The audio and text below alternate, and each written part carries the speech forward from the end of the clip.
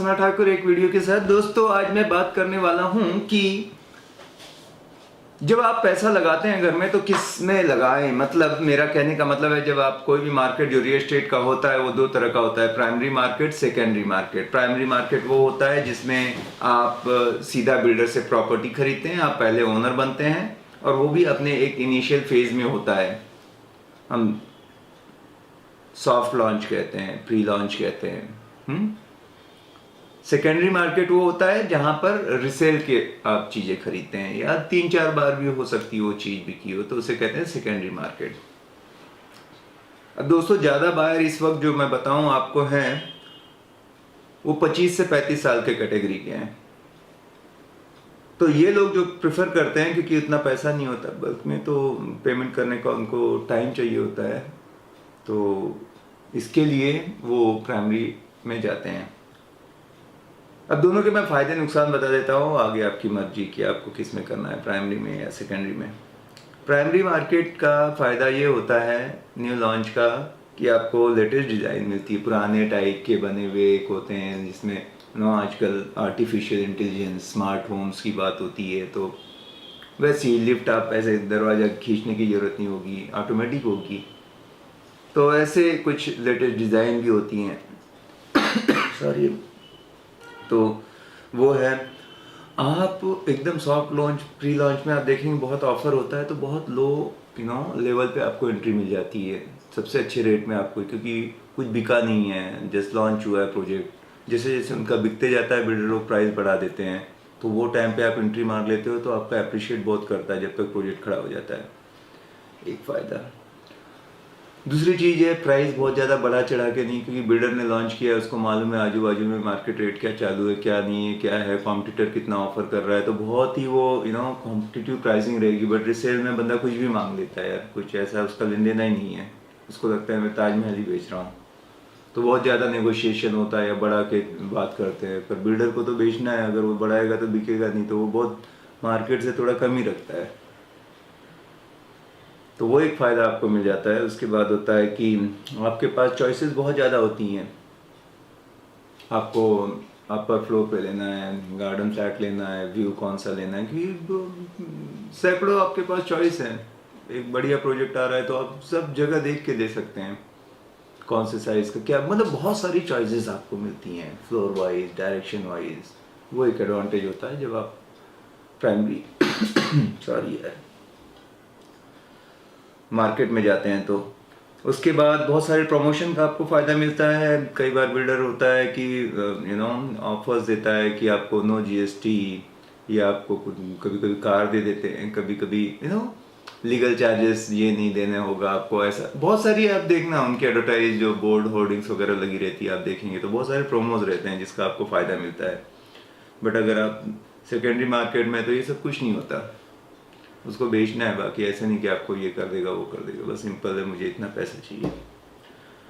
उसके बाद नेक्स्ट आता है कि आप अगर देखेंगे एकदम ब्रांड न्यू चीज़ अगर मिलेगी आपको तो मेंटेनेंस 3-5 साल तक नहीं होगा। वैसे अगर आप एज पर रेरा देखेंगे तो गारंटी वारंटी रहती है 5 साल तक की, पर अगर आप रिसेल का लेते हैं सेकेंडरी मार्केट का तो उसमें बहुत सारा मेंटेनेंस होगा, उसको काफ़ी कुछ ठीक करना पड़ेगा, रिपेयर करना पड़ेगा हर एक चीज़ को, क्योंकि 20 साल पुरानी चीज़ और एकदम ब्रांड न्यू चीज़ में तो मेंटेनेंस का फ़र्क पड़ना है, तो रिनोवेशन वगैरह के खर्चे आपके काफ़ी बच जाते हैं।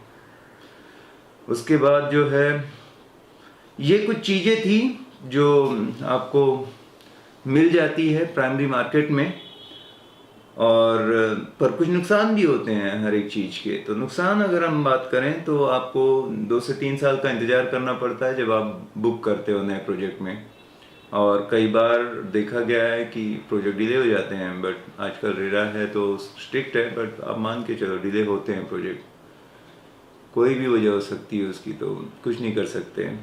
तो वो एक दिक्कत रहती है कि आपको वेट करना है 3 साल तक। उसके बाद आप का जो रेंट है, अगर आप सेकेंडरी मार्केट में यही चीज़ लेते तो आपको इमीडिएटली रेंट स्टार्ट हो जाता है, तो इनकम आनी चालू हो जाती है। बट यहाँ पे आपको नहीं मिलेगी वो, या इनफैक्ट जब आपको पोजीशन मिलेगा तो होता क्या है, उस सोसाइटी को पूरे को इकट्ठा पोजीशन दे देते हैं, तो 200-400 फ्लैट को पोजीशन मिल गया तो मार्केट में डिमांड सप्लाई के कारण क्या अवेलेबिलिटी बहुत रहती है, तो शुरू के 1-2 साल जब तक सोसाइटी सेटल नहीं होती है बहुत कम रेंटल आता है आपको। मान लो कहीं पे 12,000 चालू है तो आपको 8,000 ही रेंट मिलता है, मतलब उस एरिया के हिसाब से। क्यों? क्योंकि एकदम से 100 ऑप्शन है लेकिन लेने वाले 10 हैं, तो आपका वेट करना पड़ेगा। ये कुछ जब तक सेटल नहीं होता तब तक की बात कर रहा हूँ। तो ये इनिशियली थोड़ी सी दिक्कत होती है। अब सेकेंडरी आप मार्केट में लेते हो तो कुछ ना कुछ बेसिक फिटिंग के साथ ही रहता है। ऐसा नहीं है कि बंदे ने 5 साल घर ऐसा ही रखा था, तो light, fan, geyser, curtain rod, kitchen cabinet, wardrobe, काफ़ी चीज़ें आपकी जो नॉन रिमूवेबल है वो मिल जाती हैं साथ में। कि अगर आप देखो तो आज एक कील ठोकने का भी पैसा लगता है, तो वो कुछ नहीं तो फ़ायदे की चीज़ रहती है, उसका फिर हम नहीं कंसिडर करते ज़्यादा कॉस्ट, वो आपको मिल जाती है। तो ये एक चीज़ रहता है। उसके बाद एक और जो नुकसान है कि आप नए अगर प्रोजेक्ट में जाते हो तो ये हमेशा रिमोट एरिया में बना रहेगा, सबअब पार्ट में रहेगा, सिटी के एकदम सेंटर में नहीं होगा, क्योंकि वहीं पे उतनी ज़मीन उनको अवेलेबल रहती है। तो आप थोड़ा सा बाहर शहर के आपको घर मिलेगा। तो मैंने आपको दोस्तों बताया कि प्राइमरी मार्केट में लेने से ये कुछ फ़ायदे हैं और ये कुछ उसके प्रोज एंड कॉन्स बताए। अब मैं बात करूँगा सेकेंडरी मार्केट के बारे में। सेकेंडरी मार्केट का मैं पहले फ़ायदे की बात करता हूँ। तो सबसे मेन है कि आपको खूब निगोशिएट करने का मौका मिलेगा। प्राइमरी में ऐसा नहीं होता, आप बिल्डर के ऑफिस में बैठते हो, ज़्यादा नहीं रहता है स्कोप, क्योंकि उनका फिर वो दिखा देंगे देखो इतना रेट है, इतना बुकिंग है, थोड़ा सा कम कर देंगे। बट इसमें ज़बरदस्त निगोशिएट होता है सेकेंडरी। अगर आपकी स्किल अच्छी है, आप क्योंकि 1-on-1 बैठते हो, बताते हो फ़ायदा नुकसान ऐसे करके, तो बहुत चलता है। वहाँ उतना नहीं चलता जितना सेकेंडरी में चलता है। होता दोनों में है, बट अगर उसमें 5% तक निगोशिएट होता है, यहाँ 10% तक स्कोप रहता है आपको। जो अच्छा कर लेगा, मतलब डिपेंड करता है। उसके बाद है इमीडिएट आपको यहाँ पर रेंटल रहता है या इमीडिएट आप मूव कर सकते हो, तो ये एक बहुत बड़ा फ़ायदा है। 3 साल वेट जहाँ करना था, यहाँ इमीडिएटली आपकी इनकम चालू हो गई, आपकी ईएमआई वगैरह का बर्डन कम हो जाता है। आप खुद शिफ्ट कर रहे हैं तो पहले वाले केस में आप 3 साल बाहर रहते हैं, यहाँ पर आप कल से पोजीशन ले सकते हैं। तो ये एक बहुत बड़ा फ़र्क होता है। लोकेशन वाइज हमेशा एडवांटेज रहता है सेकेंडरी सेल में, क्योंकि वो हमेशा अंदर ही होगा। अगर पुराना है तो वो शहर के अंदर ही बसा होगा, तो वो एक आपको एडवांटेज रहता है कि आपकी जो रेलवे स्टेशन या एयरपोर्ट या जो भी सिटी शहर है उसकी सब चीज़ें आसपास, हॉस्पिटल, स्कूल, कॉलेजेस, ये सब आपको मिल जाते हैं। तो लोकेशन का एडवांटेज रहता है सेकेंडरी सेल में हमेशा। उसके बाद और एक जो फ़ायदा होता है वो बहुत बड़ा फ़ायदा है कि जिसे हम कहते हैं what you see is what you get. आप जो देखते हैं वही चीज़ आपको मिलती है। बट जब आप प्री लॉन्च में बुक करते हैं, आपको पता नहीं मेरा पड़ोसी कौन होगा, कैसा एग्जैक्ट व्यू होगा, क्या दिखेगा ये, क्योंकि ब्रोशर और जो भी वो बताते हैं मार्केटिंग के उनके जो टूल्स रहते हैं उसमें तो बहुत हाइप करके रहता है। बट आप रिसेल में अगर जाते हैं तो आप देख रहे हैं वही चीज़ आपको मिलने वाली है, तो उसका बहुत बड़ा फ़ायदा मेरे हिसाब से होता है। मैं सेकेंडरी में इसलिए जाना चाहूँगा, ये लास्ट रीज़न की वजह से। और इमीडिएट पोजीशन, क्योंकि प्राइमरी में आप मान के चलो प्रोजेक्ट डिले होगा तो वो अपने से बर्दाश्त नहीं होता। वो डिले करेंगे चलेगा, आप अगर थोड़ा सा पेमेंट में डिले करो तो देखना कितने आपको भेजेंगे रिमाइंडर और ये सारी चीज़ें। और फिर सोसाइटी अच्छी है, कंस्ट्रक्शन अच्छा है, क्या नहीं है, क्या देने वाले क्या है, वो सब कहाँ प्राइमरी में समझता है अपने को। बोल तो बहुत रहे हैं वो, ऑन पेपर तो क्या क्या बता रहे हैं, लेकिन जब बन के मिलती है तो फ़र्क रहता है उसमें, एडवर्टाइज में और इसमें फ़र्क रहता है। इसलिए थोड़ा रेरा के आने से काफ़ी चीज़ें ठीक हुई है, पर सेकेंडरी इसलिए मुझे पसंद रहता है। तो सेकेंडरी में मुझे क्या करना है, ज़्यादा ओल्ड नहीं लेके थोड़ा सा 3-4 साल पुरानी सोसाइटी में ले सकते हो, वो ज़्यादा बेटर ऑप्शन रहेगा। फिर पर ये सारा कॉल जो होगा ये आपके ऊपर, आपका फाइनेंस कैसा भी, आपको इमीडिएट पेमेंट नहीं है तो आप सोचोगे 3 साल पेमेंट का ऑप्शन मिल जाए, वो ज़्यादा बेहतर होगा। अब कुछ नुकसान है सेकेंडरी में, फ़ायदे बता दिए। नुकसान ये है कि ओल्ड डिज़ाइन के बने होते हैं वो एक नुकसान समझिए।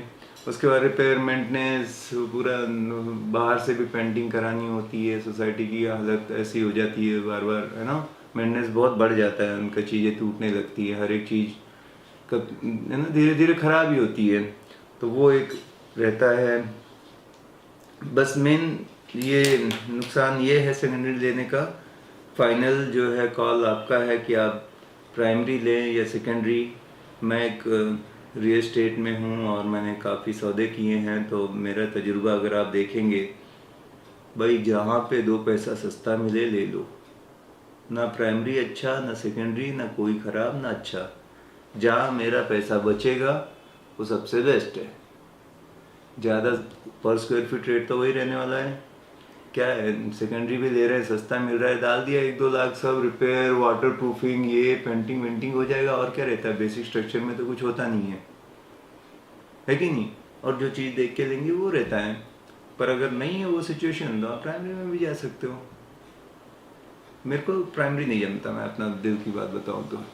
ये हो सकता है कि मेरे को भरोसा ही नहीं है, जो बोलते हैं वैसा ही मिलेगा, बाद में कुछ और ही निकाल देंगे। उससे अच्छा क्या होता है कि अगर 100 एकड़ किसी डेवलपर के पास है तो पहले 20 एकड़ 20 एकड़ ऐसे फेजेस में आजकल आते हैं कि वो बनाओ, बिकने के बाद बनाओ। तो आज दिखाएंगे देखो ओपन व्यू ये वो, कल वहाँ पे दूसरा कुछ आ जाएगा, फिर दिमाग खराब। मेरे साथ हो गया। मुझे दिखाया वो व्यू का, उन्होंने प्राइम ऐसा चार्ज भी किया एक्स्ट्रा, जैसे बोलते हैं कि प्रीमियम चीज़ है, एम्निटी फेसिंग हम बोलते हैं। और पता लगा जो ओपन स्पेस और व्यू दिखाया था, बाद में वहाँ पे उनका नया बिल्डिंग आ रहा है। वो डबल सरदर्द हो गया है। एक तो अपना ले लिया अपन ने, दिन रात वहाँ खोदते हैं, ठक ठक की आवाज़ आती है, धूल मिट्टी आती है, वो झेलो, प्लस अपना व्यू भी चला गया। तो अपन ने सोचा कि नहीं यार, जो चीज़ है जो जैसा है देख के लेंगे, पटा तो, नहीं तो नहीं लेंगे।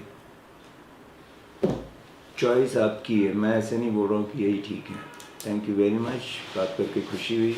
मिलेंगे अगले वीडियो में। अगर आपको और कुछ जानना है आप ज़रूर बताओ। एक हॉनेस्ट ओपिनियन मैं अपनी दूंगा हर एक चीज़ पे। Thank you.